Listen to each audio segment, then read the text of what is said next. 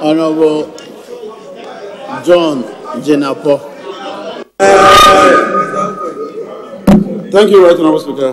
Right Honorable Speaker, I am more or less in a hurry, just like the President said he was in a hurry in 2016 State of the Nation address. Mr. Speaker, I wish to state on record that in debating this, I wish to depend on the 2016 audit report, the 2016 annual report of the energy sector levy, the 2016-2017 budget, the Monetary Planning Committee report of January 2018, the release by the Statistical Service, and the State of the Nation address by the President. Mr. Speaker, just be reminded that you have 8 minutes. Mr. Speaker, I'm okay with that. Thank you. Mr. Speaker, the President told us that he has made a savings of 5.4 billion Ghana cedi. The truth of the matter, Mr. Speaker, is that somewhere in June, the current Minister of Finance, the Honorable Finance Minister, Ken Ofori-Atta, wrote to current ministers to submit their liabilities for verification and payment. Mr. Speaker, what every minister ought to do when you are requested to submit liabilities or claims is to first of all do a validation within your ministry to determine what has been paid, what has not been paid, what is outstanding, what is genuine, before you submit it to the Minister of Finance. Teach them. What did our ministers do, Mr. Speaker? They just took all the figures, including payments that we made during our time, and submitted them as liabilities. Of course, when you do that, auditors will reject them. Yes.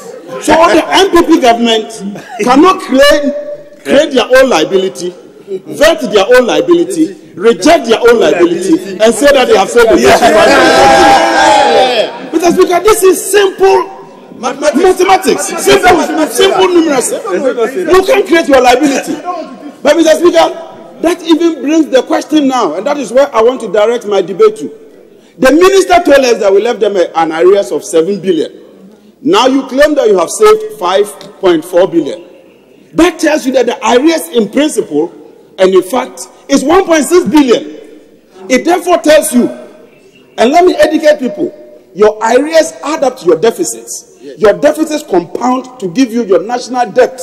So if your arrears are reducing, it means that your deficits are reducing. Yes. If your deficits are reducing, it means that your national debt is reducing. I therefore state that the 122 billion debt that the Minister of Finance presented as national debt that we left for them cannot be accurate and must be rejected. The minister must come back and present the real figures. Mr. Speaker, this is simple financial economics. Mr. Speaker, another important thing is that as of September, from the minister's own budget, our debt had gone up from 122 billion to 139 billion in 9 months. Mr. Speaker, this is not borrowing. I'm talking of net debt. That is after the so-called refinancing and all the other issues, our debt still went up to 139 billion. Mr. Speaker, that means that in 9 months, we have increased our debt stock by 17 billion. If you divide that by the 9, it means that every month, the Honorable Ken Ofori-Atta is compounding our debt stock by 1.8 billion.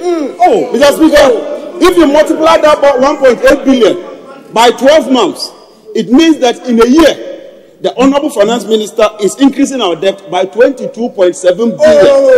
Mr. Speaker, if the Finance Minister does not pull the brakes and continue on this trajectory, he continues the way he's continuing, it tells me that in 4 years, the MPP administration, by the time they are exiting, will be leaving us with 90 billion dollars. Mr. Speaker, in the 2017 budget, the Finance Minister asked for 54 billion cedis to be spent, which we gave to him. Indeed, they promised to build 1 district, 1 factory, 1 village, 1 dam, 1 million per constituency, youth enterprise program, 290 million for Zongo Development Fund. Mr. Speaker, all of this, 1 year down the lane, what do you have to show us? Nothing. How many factories have you built? 0. How many dams have you built? 0. How much have you sent to the constituencies? 0. What have you done at the Zongos? 0. Absolutely 0. When you do this, your deficit will reduce. So don't come and tell us that you have a lower deficit. In any case, The Vice President told us that because of the rainy season, they couldn't build dams. Mr. Speaker, the dry season has come to pass. We are entering the rainy season, and not even one dam has been constructed. Mr. Speaker, it's important. Second rainy season. When the President came here, Mr. Speaker, in 2017, during the State of the Nation address, the President told us that his #1 objective was to create jobs. Mr. Speaker, recently, our Minister of Agriculture told us that he has created 745,000 jobs because, in his opinion, anytime he supplies one fertilizer, he creates 2 jobs. It's only the MPP that can give us this analogy. That anytime they supply one subsidized fertilizer, they create 2 jobs. That is the MPP for you. But when the President came here, the President quietly and conveniently walked away from the 745,000 jobs.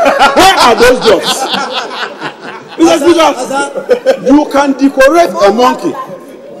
You can even apply face powder to a monkey. But with the greatest of respect, it is still a monkey and nothing will change it. Mr. Speaker, the President spent a lot of time praising his ministers. From what we are witnessing, from this so-called savings, from the inertia, and from the retroactive and retrospective things they are doing, it tells me that, Mr. President, instead of praising your ministers, quickly take steps to reshuffle your ministers and put better people there. Because your ministers are failing you, Mr. President. They are failing you in big time. Mr. Speaker, we heard the President say that they resolved the Dumsor challenge. Mr. Speaker, documents speaks for themselves. And I have the Vice President himself, Mr. Speaker, and I'm referring to the Daily Graphic, not any paper. Mr. Speaker, on the 2nd of March, 2016, and this will settle this matter of who resolved Dumsor and who did not. Mahama deserves no credit for fixing Dumsor. Running mate of the New Patriotic Party, Dr. Bawumia has said that President Dramani Mahama and the NDC administration deserve no credit for solving the energy crisis. The former Deputy Governor of the Bank of Ghana, speaking on Joy FM, said he sees no reason why. 1 minute left.